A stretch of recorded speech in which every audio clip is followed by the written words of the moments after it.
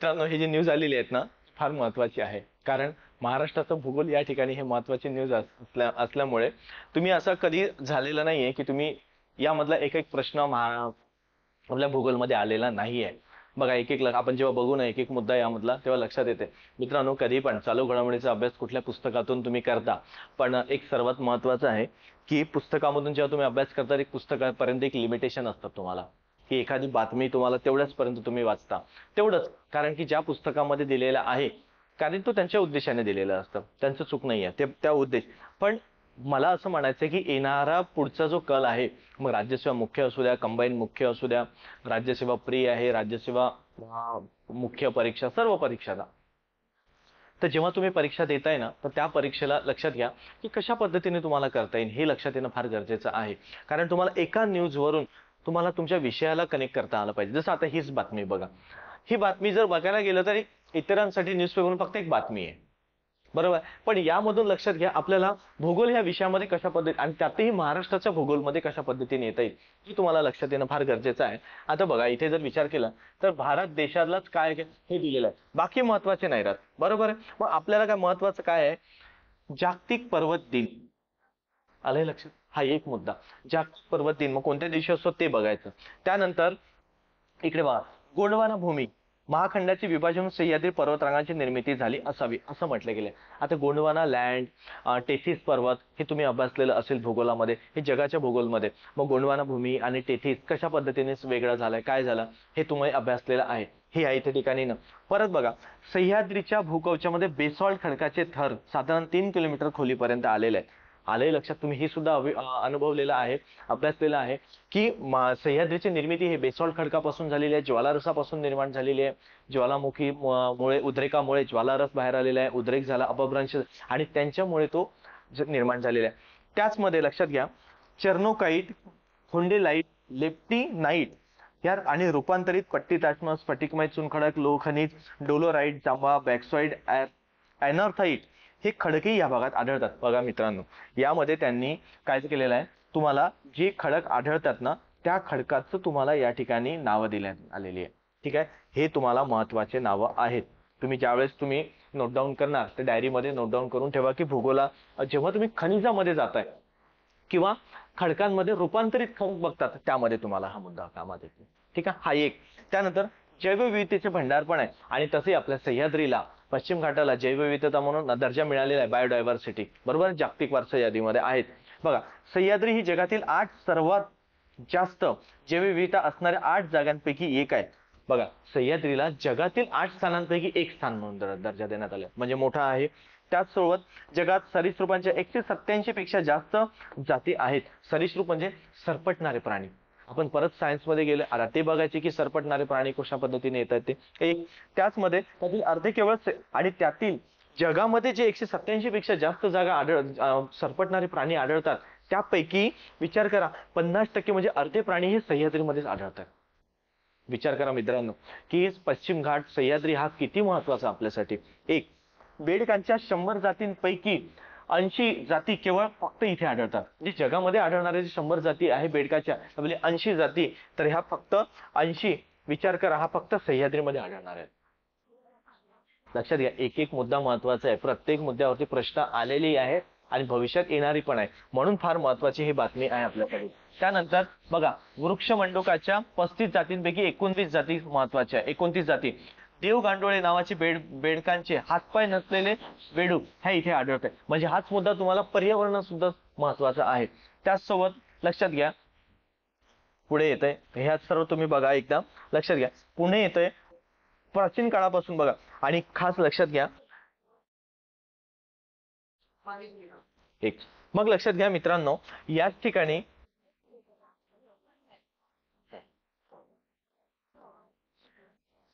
बघा, आज या ठिकाणी जेव्हा इकडे बघा, सह्याद्रीमधील किल्ले दाखवलेले या ठिकाणी, म्हणजे आज छत्रपती शिवाजी महाराजांना ज्यांनी उभं केलं, की ज्यांनी आज आश्रय दिला, तीच म्हणजे आपला सह्याद्री.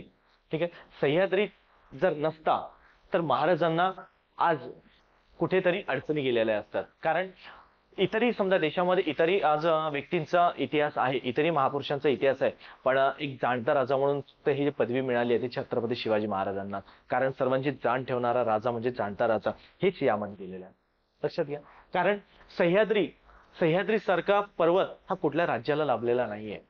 म्हणून आजही बघा, इतर जे आपल्या भारतावरती किंवा महाराष्ट्रावरती चालून आलेले जे काही शत्रू होते आजपर्यंत इतिहासामध्ये, हा कुणाला सह्याद्री कळलाच नाही सह्याद्री काय आहे ते. कारण सह्याद्री कळला फक्त ना फक्त मराठ्यांना, आणि त्यातही एकमेव रत्न जन्म झालेले आहे, तेच म्हणजे छत्रपती शिवाजी महाराजांना. एक लक्षात घ्या. म्हणजेच आजही भूषण त्याच दिमाखाने जेव्हा जेव्हा आपण गडावरती जातो ना, तेव्हा तेव्हा महाराजांची आठवण येते. म्हणजेच आज त्यांचं भूषण आहे. म्हणून महाराष्ट्राचं भूषण आपण गड किल्ले म्हणतो. आडत बघा, त्यामध्ये येणारा आता बघा प्रत्येक ठिकाणी यामध्ये गड गड सुद्धा दाखवलेले आहे. म्हणजे हेच या ठिकाणी हे किल्ले सुद्धा लक्षात घ्या. कोणत्या जिल्ह्यामध्ये कोणता किल्ला आहे हे सुद्धा प्रश्न विचारलेले आहे. एक त्यात लक्षात घ्या, मांगीतुंगी, जिथे आज जैन समुदायांचं आज सगळं तीर्थस्थान आहे. त्याच नंतर एक साल्लेर मुल्लेर, साल्लेर मुल्लेर सुद्धा आज महाराष्ट्रातील दुसऱ्या क्रमांकाचं शिखर आहे. बरोबर आहे. त्यानंतर येतोय हरिश्चंद्रगड. बरोबर आहे. आणि त्याच नंतर येते पुढे रतनगड, सिंहगड. इथे सह्याद्रीमधील किल्ले सुद्धा दिलेले आहेत. म्हणजे बघा, सह्याद्रीमध्ये जे किल्ले आलेले आहेत ना, हेच महाराष्ट्राने किंवा महाराष्ट्राला मिळालेलं एक वरदान आहे. ठीक आहे. कारण सह्याद्री सारखा गड हा कुठल्याच देशाला किंवा कुठल्या राज्याला लाभलेला नाहीये, तो फक्त ना फक्त आपल्या महाराष्ट्राला लाभलेला आहे. म्हणून सह्याद्री हा, आणि महाराजांचं सुद्धा आश्रयस्थान एक सह्याद्रीच होता ना. कारण महाराजांनी आज विचार करा, जर सह्याद्री नसता, सह्याद्री मिळालेला नसता, तर आज आपले गडकिल्ले नसते, आणि गडकिल्ले नसते ना तर इथून पुढे सुद्धा लढाया म्हणा किंवा महाराजांना आज प्रत्येक मावळ्यांचं आश्रयस्थान हे गडकिल्लेच झालेले आहेत. म्हणून लक्षात घ्या, पुढे हे जे काही गडकिल्ले दिलेले आहे आपल्याला किल्ले, यावरती सुद्धा प्रश्न आलेला आहे. बरोबर आहे. आणि महाराजांचं जो आपण स्थान म्हणतोय, आजही तुम्ही या सध्या किल्ल्यांवरती जेव्हा जेव्हा जाताय ना, पाऊल ठेवता, तेव्हा तेव्हा महाराजांची आठवण येते. कारण हे प्रत्येक किल्ले महाराजांच्या पदस्पर्शाने हे पावन झालेले आहेत. मित्रांनो, हे लक्षात घ्या, हे जे गड किल्ले आहेत ना, हे महाराष्ट्राचा अभिमान आहे आपलं. ठीक आहे. आपला गर्व आहे हा, की त्यानुसार आपल्याला त्याचं फक्त काय, आपल्याला राखणं आपलं काम आहे. आपण त्यामध्ये नवीन तयार नाही करू शकत. गड किल्ले कधीच होणार नाही पुढे, ती पण मोठे सायन्स पुढे जाऊ द्या, पण हे फक्त आपल्याला मिळालेला हा वारसा आहे, आणि वारसा हा जपणं आपलं काम आहे. बरोबर. म्हणून फक्त जेव्हा कधी गड किल्ल्यांवर जाणार, त्या चुकीनेही कुठलं चुकीचं पाऊल उचलू नका. कारण ज्या राजाने ते उभे केलेत तो आपला राजा, आणि ज्यांच्यामुळे केलेला आहे म्हणजेच ते लक्षात येणं महत्वाचं आहे. आपलं फक्त काम जपणं आहे. ठीक आहे. जर समजा एखादी काम आपल्याला करता येत नसेल ना, त्या ठिकाणी त्याचं नष्ट पण नाही करायचं. त्यामुळे जेव्हा जेव्हा जाल तेव्हा तेव्हा लक्षात ठेवा, आठवा. मग आता इकडे बघा, प्रत्येक यामध्ये किल्ले दिलेले आहे. मांगीतुंगी म्हणजे आज जैन समुदायाचं या ठिकाणी आलेलं एक काय म्हणतो धार्मिक स्थळ आलेलं आहे. त्यासोबतच साल्लेर मुल्लेर म्हणजेच काय, महाराष्ट्रातील हे दुसऱ्या क्रमांकाचं सर्वोच्च शिखर आलेलं आहे. त्याचसोबतच या ठिकाणी बघा, इथे दिलंय सिंहगड. सिंहगड, आपण एक म्हण आलेलं आहे ना, गड आला पण सिंह गेला, तर हेच ते. आणि नंतर राजगड, जे की आपल्या स्वराज्याची पहिली राजधानी. एक तोरणा, महाराजांनी जिंकलेला सर्वात कमी वयात पहिला किल्ला तो हाच आहे, तो तोरणा. त्यानंतर राजमाची शिवनेरी, जे की महाराजांचा जन्म झालेला आहे, शिवनेरी गड. वज्रगड, प्रचंडगड. नंतर येतो लोहगड, पन्हाळा, विशाळगड, गगनगड, मोरणा, प्रतापगड. लक्षात घ्या, प्रतापगड म्हणजेच हंबीरराव मोहिते. बरोबर आहे. हे सरसेनापती झालेले बरोबर राज्याचे, पण त्याच्या पूर्वी जे होते प्रतापराव गुजर, जे त्यांच्या प्रतापामुळे त्यांना नाव देण्यात आलं, ते महाराजांनी ते प्रतापगड. बरोबर. हंबीरराव मोहिते हे तर छत्रपती संभाजी राजेंचे ते मामा होते, हे त्यांच्यावरून झालेले. बरोबर. त्यांच्यानंतर मिळालेले, प्रतापराव गुजरांनंतर मिळालेले, आपल्या स्वराज्याला मिळालेले सरसेनापती म्हणजे हंबीरराव मोहिते. एक. त्यानंतर येते सज्जनगड, जिथे समर्थ रामदासांची समाधी पण आहे. त्यांनी 11 मारुतीची स्थापना सुद्धा तिथे केलेली आहे. बरोबर. त्यांना साक्षात्कार झाले, तेच ते ठिकाण. त्याच नंतर पुढे बघा, मग बाकी हे सर्व किल्ले तर आलेले आहेत. त्यामुळे हे किल्ले व्यवस्थित करा. कोणत्या जिल्ह्यामध्ये कोणता किल्ला आहे हे सुद्धा विचारलेला आहे प्रश्न तुम्हाला, हा एक. त्यानंतर येतो सह्याद्री मधला प्रमुख घाट. बघा, सह्याद्रीमध्ये घाटांवरती पण प्रश्न आलेले आहे तुम्हाला. माळशेज घाट सर्वात महत्वाचा घाट येतो, पेपरला बरेचदा आलेला आहे. माळशेज घाट, नाणे घाट. आणि माळशेज घाट तर लक्षात घ्या, माळशेज घाट पासून जो नाणे घाटाला रस्ता निघतो तो तर सातवाहन काळामध्ये घेऊन जातोय आपल्याला. ठीक आहे. जो सातवाहन काळामध्ये अजूनही शिलालेख आहे तिथे लिहिलेले, की माळशेज घाटवरून जेव्हा नाणे घाटला जातो त्याच वेळेस तो मुद्दा आलेला असतो. ठीक आहे. सातवाहन काळामधील मार्ग सुद्धा आहे तिथेच. ठीक आहे. त्या ठिकाणी, कारण त्या ठिकाणी नाणी चा व्यवहार व्हायचा त्या काळामध्ये. बरं, नाण्यांचा कुठे व्यवहार, म्हणून त्याला सातवाहन काळातील नाणे. नंतर येतो तो कसूर घाट, वरंदा घाट, कुरुळ घाट. प्रत्येक घाटावरती तुम्हाला प्रश्न आलेले आहेत मित्रांनो. त्यामुळे लक्षात घ्या, कसारा घाट जो की मुंबई आणि नाशिकला जोडतो, बरोबर आहे कसारा. बोरघाट मुंबई पुण्याला जोडतो. त्याचमुळे लक्षात घ्या, खंबाटकी घाट पुणे आणि साताऱ्याला जोडतो. दिवा घाट जो की आपल्याला पुणे आणि बारामतीला जोडतो, बरोबर आहे, दिवा घाट. त्याचमुळे लक्षात घ्या, या कुंभारली घाट, आंबा घाट, आंबोली घाट, असा कुठला घाट नाही की ज्यामध्ये प्रश्न आलेला नाही. प्रत्येक घाटावरती प्रश्न आले, त्यामुळे हा सुद्धा तुम्हाला करणं फार गरजेचं आहे. पुन्हा त्यानंतर येतोय, आता बघा हा सुद्धा प्रश्न आलेला आहे याचवरती मित्रांनो. असा कुठली गोष्ट नाही की ज्या प्रश्न नाही आलेला आहे. म्हणजे जर इतकं जरी केलंय तुम्ही व्यवस्थित, तरी तुमचं बऱ्यापैकी भूगोलाला, महाराष्ट्राच्या भूगोलाला रिव्हिजन होते.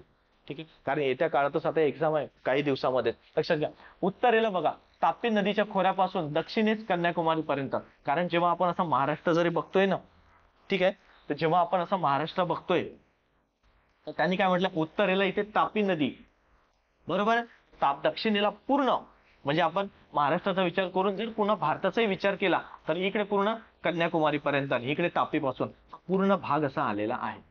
हे आपल्याला समजणं महत्वाचं आहे. मग काय दिलं, दक्षिण कन्याकुमारी म्हणजे तापीपासून ते दक्षिण कन्याकुमारी पर्यंत, म्हणजे इथे प्राकृतिक सीमा आपल्याला किती दिली आहे, 1600 किलोमीटर दिली आहे लांबी त्याची. लक्षात, पेपरला विचारलेलं आहे. त्यानंतर महाराष्ट्राचा जर विचार केला तर इथे 440 किलोमीटर दिलेले आहे बघा. आणि त्यासोबत असणारे राज्य म्हणजे आपल्याला पश्चिम किनारपट्टीवरती राज्य असणारे, पश्चिम घाटावरती महाराष्ट्र, कर्नाटक, गोवा, तामिळनाडू आणि केरळ हे दिलेलं आहे. आणि त्याची उंची पण दिली आहे मित्रांनो. बघा उंची किती, 900 ते 1200 मीटर, 900 ते 1200 मीटर दिलंय. आणि सह्याद्रीची रुंदी उत्तरेस जास्त आणि दक्षिणेस कमी आहे, हे सुद्धा दिलंय. यावरती पण प्रश्न आलेला आहे सह्याद्रीला उत्तरेस, कारण उत्तरेचं खोरं लांबी वाढत जाते, म्हणजे खोऱ्याची रुंदी वाढत जाते, तर दक्षिणेला सह्याद्रीची रुंदी हे कुठेतरी निमुळते होत जाते. म्हणजेच काय, त्याला विचारलेलं आहे पेपरला, चिंचोळ्या कृती होत जाते, चिंचोळ्या कृतीची होत जाते हे विचारलेलं आहे. तसेच उत्तरेस बघा उंच जास्त, उंच आणि दक्षिणेस कमी हे विचारलेलं आहे. कारण सह्याद्रीचा प्रश्न आलेला आहे मित्रांनो. बघा कंबाईनला, की सह्याद्रीचा म्हणजे पर्जन्याचे प्रमाण उत्तरेकडून दक्षिणेकडे वाढत जाते की कमी होत जाते. लक्षात घ्या, उत्तरेकडून दक्षिणेकडे जेव्हा येतोय आपण सह्याद्रीला, तर म्हणजे कोकणामध्ये, तेव्हा नक्कीच आपल्याला पर्जन्याचं प्रमाण वाढत जातो ना मित्रांनो. कारण आपण नेहमी बघतो की सर्वाधिक पावसाचं ठिकाण महाराष्ट्रातील कुठलं आहे, आंबोली. मग आता आंबोली दक्षिणेला की उत्तरेला हे लक्षात येणं महत्वाचं आहे. म्हणजे जर ठिकाण ते आंबोली दक्षिणेला आहे, तर नक्कीच आपलं उत्तरेकडून दक्षिणेकडे पावसाचं पर्जन्याचं प्रमाण वाढत जाणार. हा एक मुद्दा. दुसरा याच्या उलटा बघा, मग आता उंची. मग आपण बघा महाराष्ट्रातील सर्वोच्च ठिकाण आपण म्हणतोय की सर्वोच्च उंचीचं ठिकाण कुठलं आलंय, ते कळसुबाई, ते अहमदनगर जिल्हा, म्हणजे महाराष्ट्राच्या उत्तरेला आहे.